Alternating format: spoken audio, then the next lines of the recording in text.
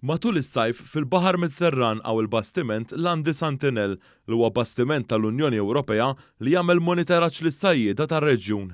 Id-direttur tas-sajd Gilbert Balzan qal li dan il-bastiment tal-Unjoni Ewropea jispezzjona dgħajjes Ewropej inklużi dawk Maltin kif ukoll opri tal-baħar li ġejjin mill-Afrika ta' fuq. Dan il-bastiment isegwi u jikkontrolla s-sajdiet kollha brabta ma' dak li għandu x'jaqsam ma' regolamenti tal-Unjoni Ewropea dwar il-baħar u s-sajd.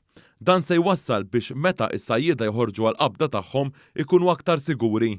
Biex jissaħħaħ is-sigurtà wkoll anke fuq il-baħar bekk il-bastimenti Maltin jistgħu jserħu naqra żgħira rashom li l-qabdiet tagħhom ikunu aktar siguri. Id-direttur tas-sajd spjega li dan il-bastiment li jdur madwar ir-reġjun tal-Mediterran hemm żewġ spetturi Maltin flimkien ma' spetturi oħra li ġejjin minn madwar dan ir-reġjun. Hija ferm ta' importanza għas-sempliċi raġuni għax dal-bastiment ħajkun hemm 24 siegħa kuljum. Ħajdur fil-Mediterran għandu monitoraġġ akka minħabba il-kontroll tal-VMS ġifieri mis-satellita jkun jaf fejn din il-bastimenti biex bekk it-tisħiħ tas-sigurtà kemm għall-bastimenti Maltin kif ukoll għall-bastimenti wkoll Ewropew ikun hemm it-tisħiħ fil-kontrolli wkoll tal-qabdiet tas-sajjieda.